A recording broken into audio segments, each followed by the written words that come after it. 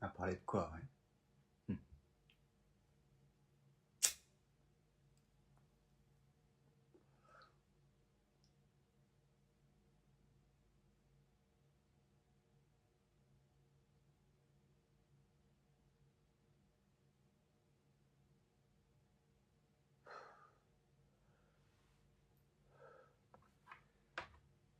À parler de ce que je veux pas, ouais. Ça, on n'est jamais décidé à parler de ce qu'on veut pas. Ouais.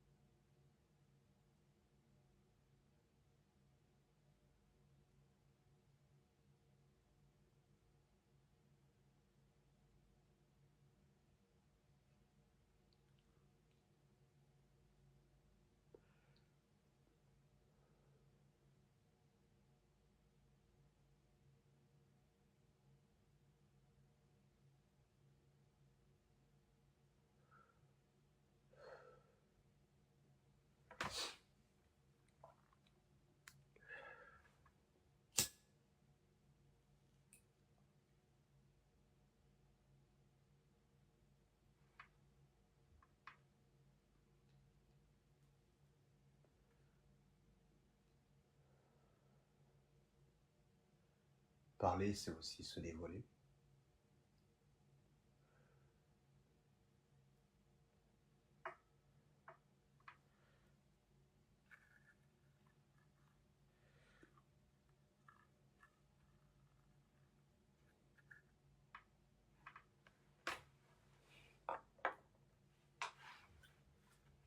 Et se dévoiler, c'est à double tranchant.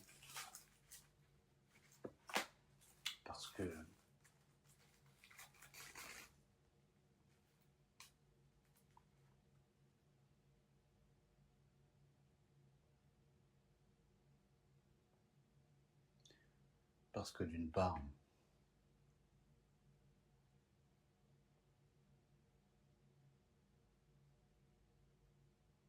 vraiment en utilisant ce terme, se dévoiler, il y a un côté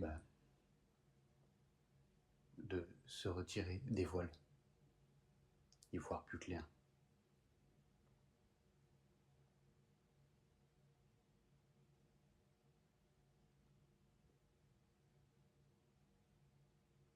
Ça, c'est pour le côté ésotérique. Et pour le côté psychologique, il y a le côté de se dévoiler,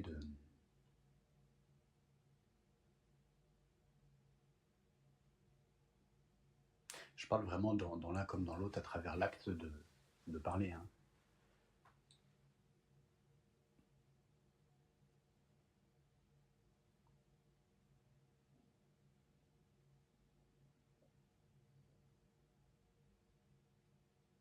Quand on s'expose,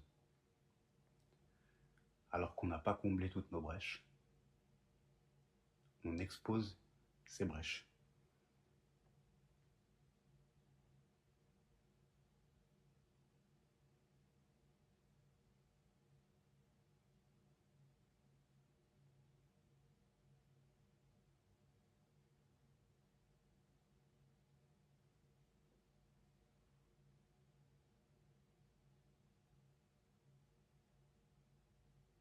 Donc c'est comme un hublot dont il faut tirer le rideau pour pouvoir y voir ce qui se passe à l'extérieur.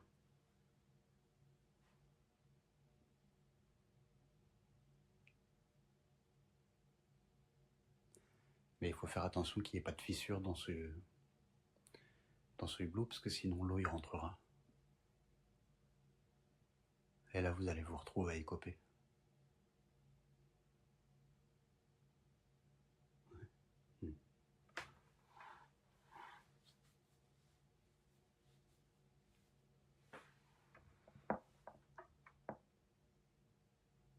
peine plancher que samedi. Ouais. Il n'y a pas de sursis ici.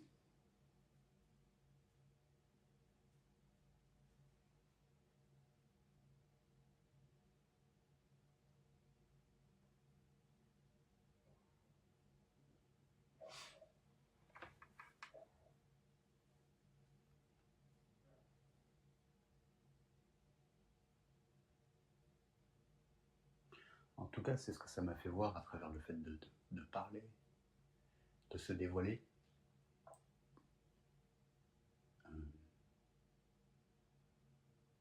Il y a du coup ce phénomène ésotérique dont j'ai parlé qui se produit.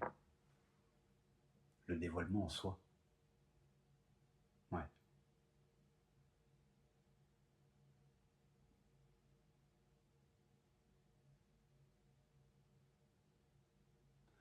Mais le dévoilement en soi ne doit pas nécessairement en dévoiler sur soi.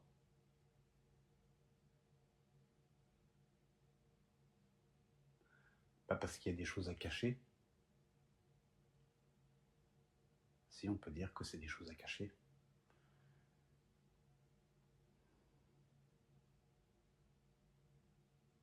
Des choses à protéger. C'est plus juste.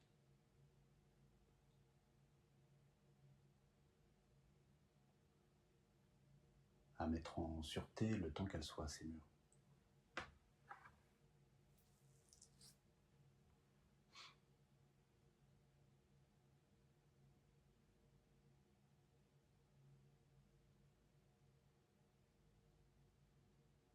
Donc par l'expression,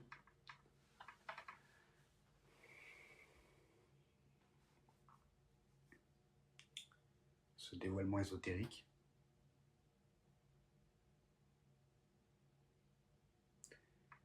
il est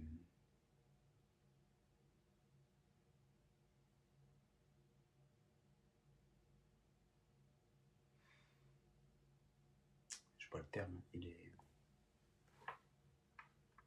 si j'ai 15 000 termes. Il est avant en termes de cause à effet si on réfléchit comme ça. Parce que c'est du mental vers la matière. Donc il y a ça. Et donc ça veut dire que c'est parce qu'il y a dévoilement interne qu'il y a parole aussi dans la matière.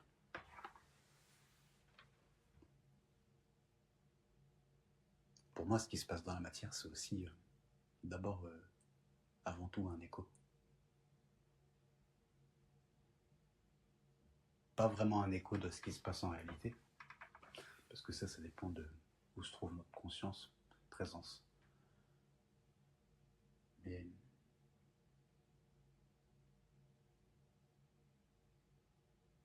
ça y est, je suis coupé.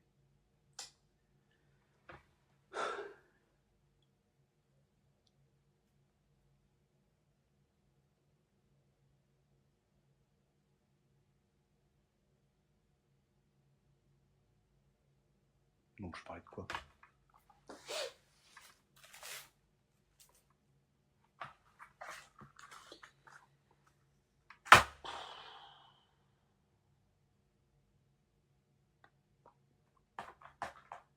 J'ai le temps.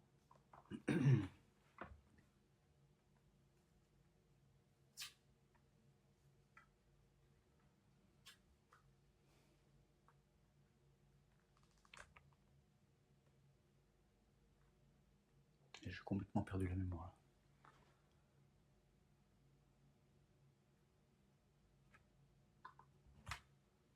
J'ai même pas envie de la retrouver. Ça va revenir. Je vais repartir sur autre chose.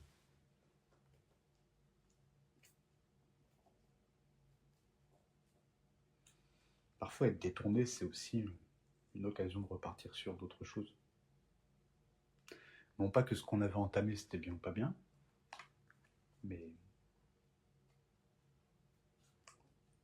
par exemple, on peut voir ça chez ceux qui, dans la vie, ont commencé à faire des études pour un certain métier, et au final, après, bon, ils ont fait ce métier-là et tout, mais c'est ce métier-là qui les a orientés vers leur vrai métier. Et ils n'auraient jamais pu imaginer faire ce métier-là des années à l'avance. Parce qu'il aura fallu euh, faire le métier d'avant, et puis pour faire ce métier d'avant, il aura fallu faire ses études. Donc voilà. Ça m'évoque l'expression quand la vie, j'aime bien cette expression, quand la vie nous apporte des citrons, on peut en faire une citronnade. C'est vraiment saisir l'occasion.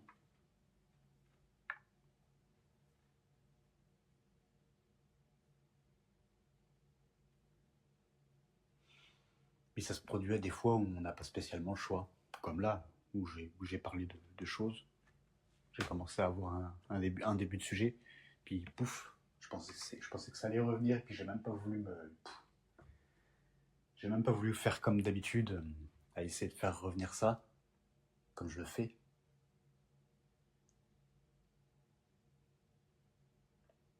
Puis voilà. Je suis reparti sur autre chose, sur ce que je viens de dire là.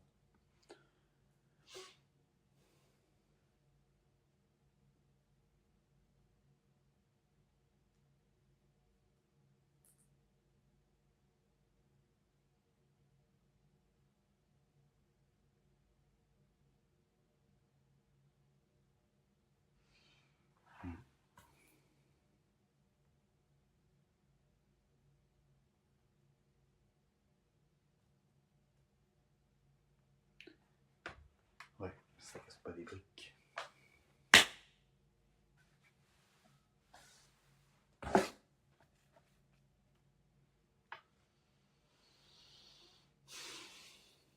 Bon, alors je peux pas me rappeler de ce que je disais avant.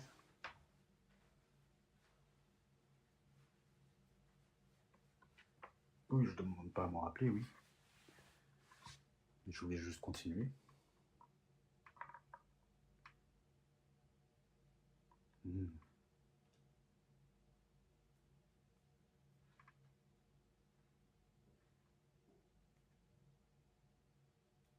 Si j'arrivais à me souvenir les autres fois, par rapport à cette fois-là, en, en utilisant mes petites techniques perso,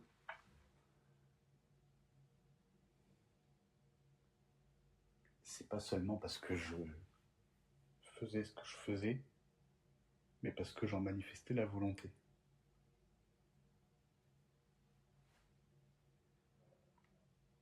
Alors que là, je me suis montré, on pourrait dire, apathique,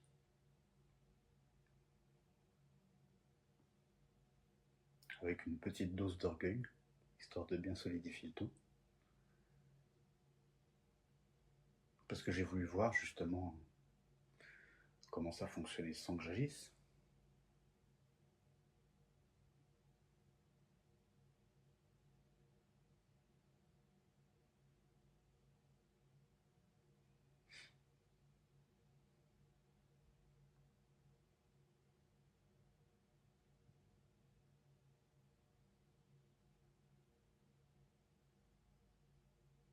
C'est bizarre cette mémoire qui s'envoie et qui revient.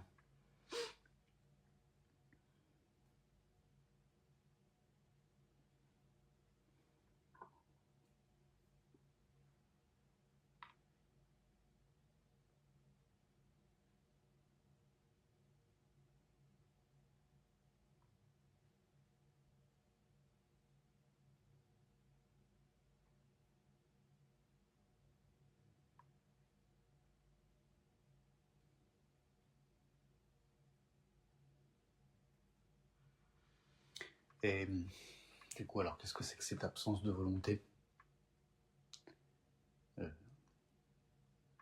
que j'ai manifestée là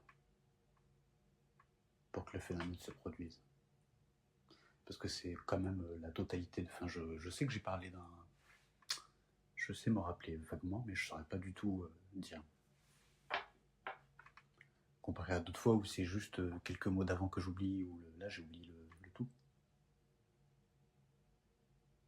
C'est-à-dire que, en fait, plus les choses se sont passées, plus j'ai attendu, et c'est comme si la mémoire ça m'amusait de plus en plus jusqu'à faire disparaître le sujet lui-même, un peu, comme si ça s'estompait, comme si l'image devenait de plus en plus translucide jusqu'à disparaître, c'est ça.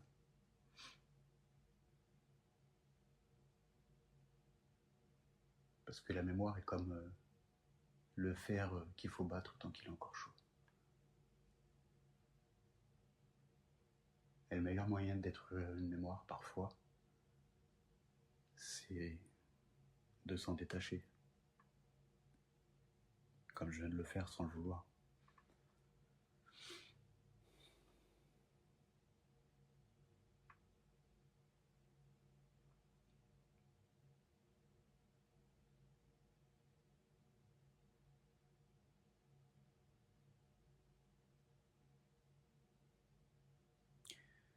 Et ça me dit que ce qui peut faire certains moments d'absence, pas d'absence, mais si justement.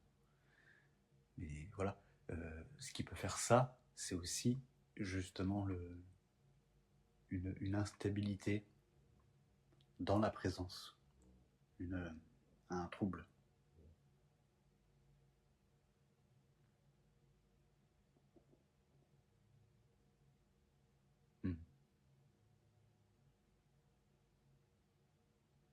Un tremblement de présence.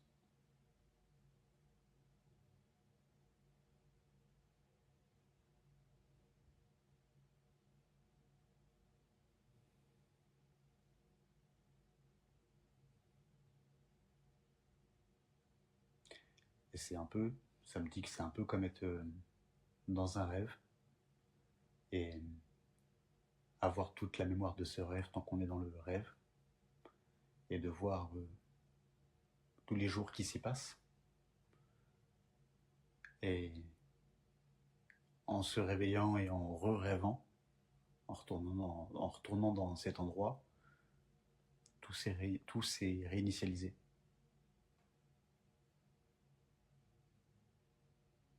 Parce que justement la présence est partie.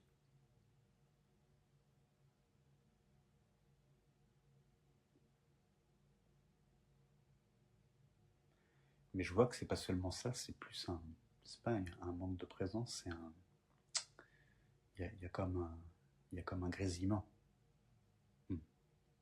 interférence. Je vois quelque chose de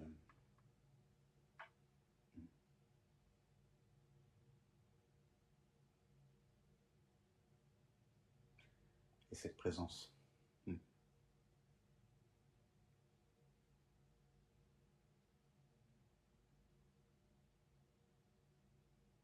C'est l'ego de tous les corps.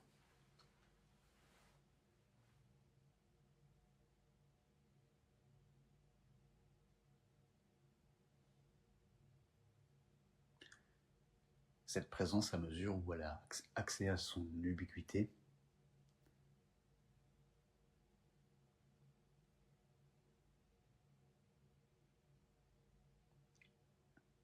elle est plus égo de tous les corps, elle est méta-égo.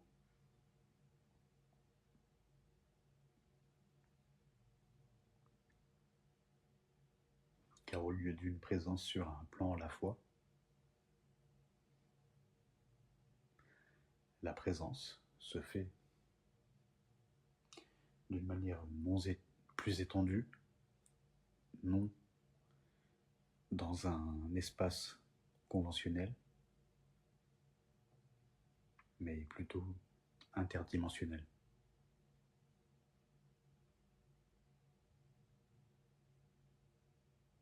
Donc qui s'étend au-delà d'un seul plan à la fois. Soit qui s'étend ou qui est intriqué, en tout cas. D'où l'ubiquité.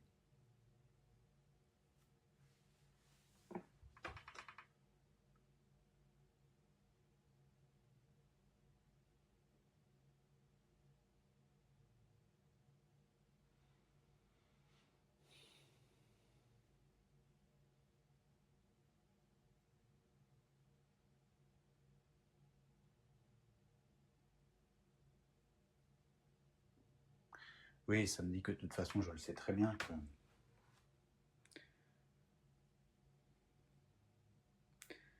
que si je peux, que si ma parole n'est pas si hautement mentale que ça, et c'est qu'il y a de l'astral. Mais c'est pas qu'il y a de l'astral, c'est qu'il y a du non mental. Par définition de l'astral.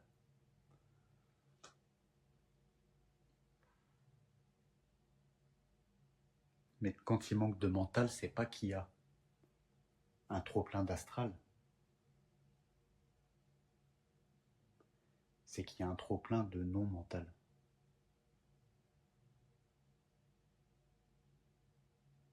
Et de là, peu importe ce que c'est. À nous de dire que c'est de l'astral ou pas, selon, ça peut être très intelligent, selon les prises qu'on a par rapport à ce paradigme-là.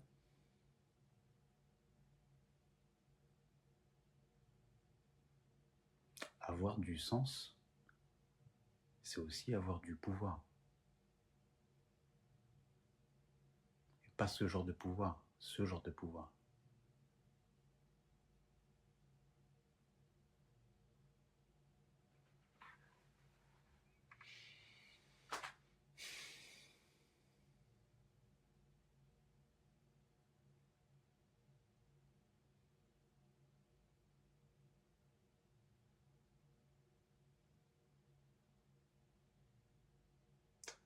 En tout cas, je suis d'accord pour dire que jusqu'à maintenant, toutes les fois où j'ai pu redescendre du mental, où j'ai pu m'astraliser, me réastraliser, puis j'en ai fait de l'alpinisme et de la spéologie. Ouais. Quand on croit qu'on y est pour toujours, c'est pas forcément le cas. Dans le haut comme dans le bas. Dans les vertiges comme dans les abîmes.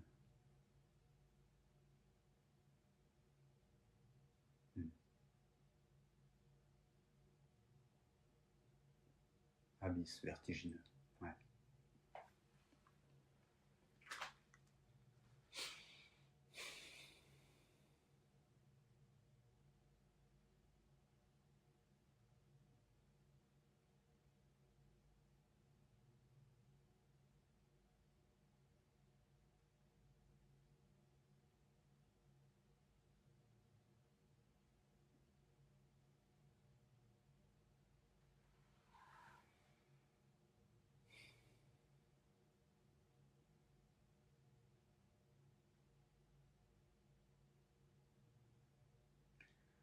En tout cas, quand on s'astralise,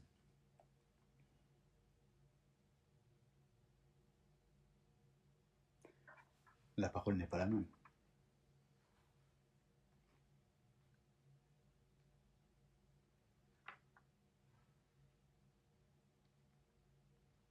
Pourquoi il y a des mécaniques ésotériques qui jouent là-dedans?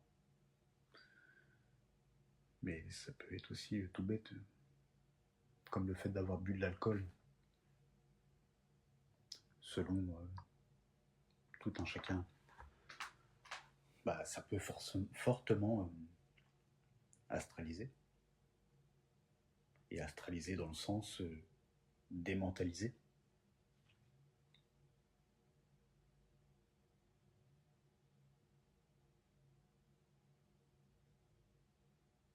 Ça peut carrément connecter à l'astral. Oui, ça c'est une chose. C'est un peu comme tout ce qui peut être aussi cannabis, tout ce qui est un peu plante, tout ce qui est produit qui peut même avoir rapport avec le chamanisme. Même dans la pharmacologie, il y a tout un tas de produits qui peuvent modifier notre biologie de manière à nous rendre plus sensibles au monde des morts, oui.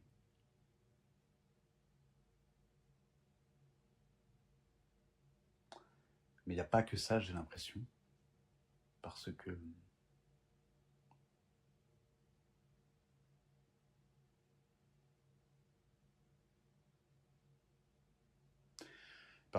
parce que cette parole, elle j'ai envie de dire qu'elle choisit ses moments, mais c'est mal dit de le dire.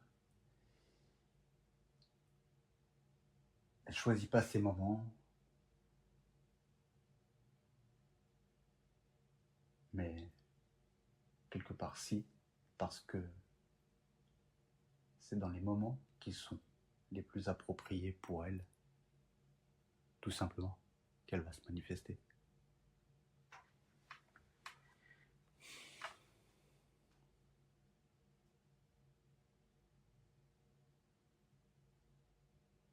Dans le sens où ce qui doit être dit avec telle ou telle énergie, telle ou telle vibration, telle ou telle couleur, ou intonation, ou même le grain de voix, pour rester sur le thème de la voix. De toute façon, je parle de la parole, mais cette parole, c'est plus large que la voix.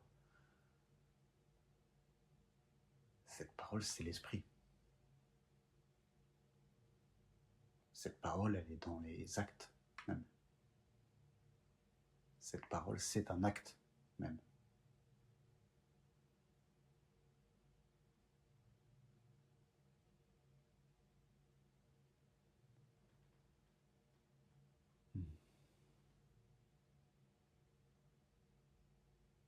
Bon, bah, faut croire que j'ai fini de parler de ça. On va parler d'autre chose.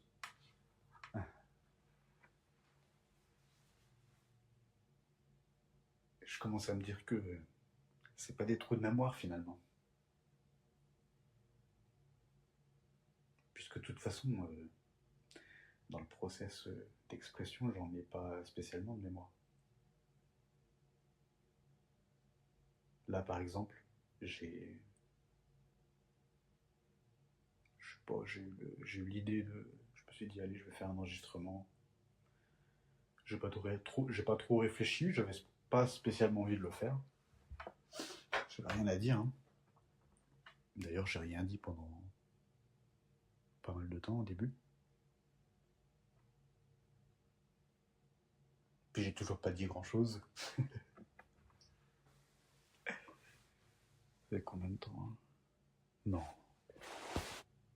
Ah ouais, putain, ça fait 30 minutes. J'ai même pas vu le temps passer.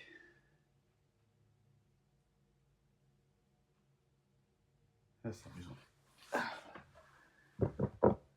Ouais, la présence. Allez.